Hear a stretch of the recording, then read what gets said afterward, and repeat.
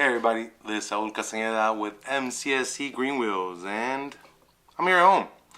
And as you guys know, you probably see me underneath the car, but today is about 10 degrees and I won't be doing that. So we're going to bring you a little different video. As you guys know, we kind of scour the internet.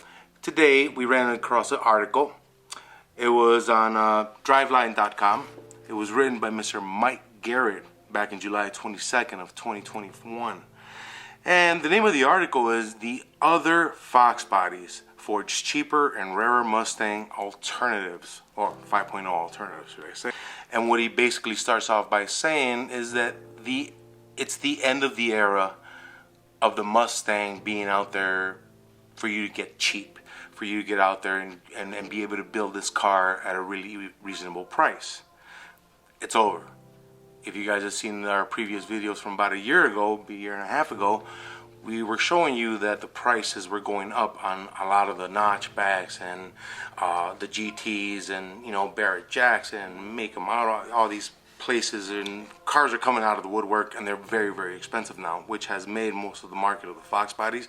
Either you're going to pick up one in mint condition for about $12,000 or something for free that no one wants. Ford actually made it that the Fox platform was made for other cars. Now, as you guys know, Ford created the what the platform that Fox bodies lay on back in '77, and they intended to do that for most of their mid-sized vehicles, which included the Cougar and the Thunderbird, and of course the ever so mighty Mustang. But along with that platform gave birth to a whole bunch of other cars that maybe you guys have ridden in and hated. Maybe the color was off, maybe it had 4 doors too many, whatever it was, but it paved the way to be able to get a little bit more cars for the everyday people. Cars like the Granada. Now, personally for me, I had 2 Continentals, 4 doors. I found the 5.0 in my dad's shop and I threw it in that car.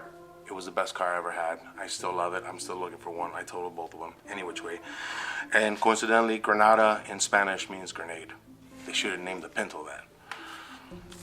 Ford made this platform to be extremely versatile and very universal because, as we all know in the Ford community, most Mustangs didn't carry a V8.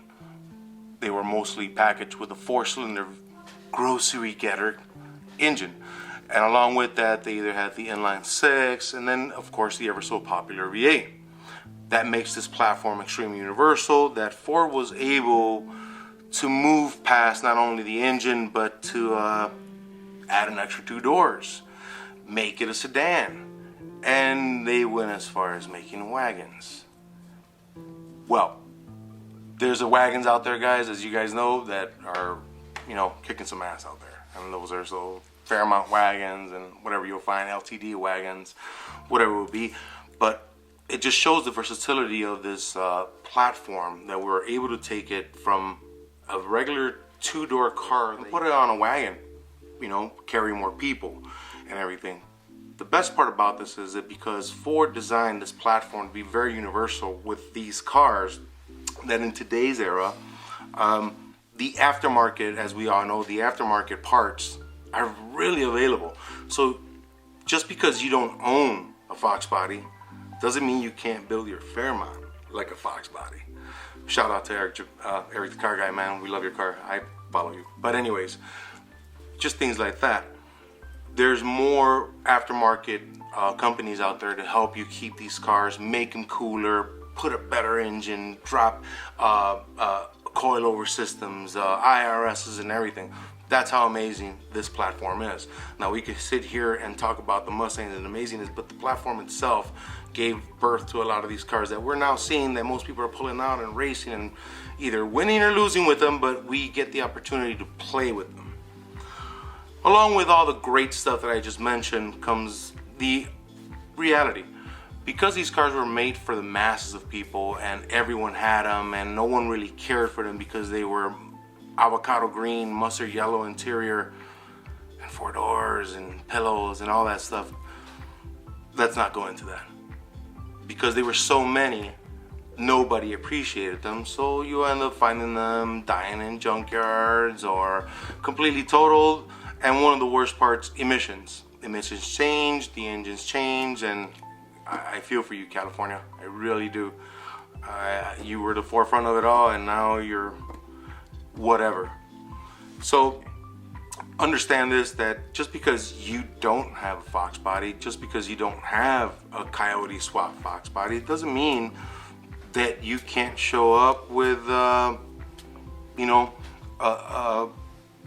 what is it? I'm trying to be very different here. You can't show up with a 427 and a Granada. No matter what, that engine is still a Ford engine. That's still a Ford platform. And believe me, showing up with a Granada with a 427 will sure as hell turn some heads in the Fox body community. Still a Fox body. Well, guys, that's all the time I got. What I will encourage you to do is go ahead and read this article, driveline.com, and reminisce about these cars that you guys either hated or loved or made love in. Go ahead, leave us some pictures. Go ahead, leave us your memories of these cars down in the comments. Give us some likes. And most importantly, guys, make sure you subscribe.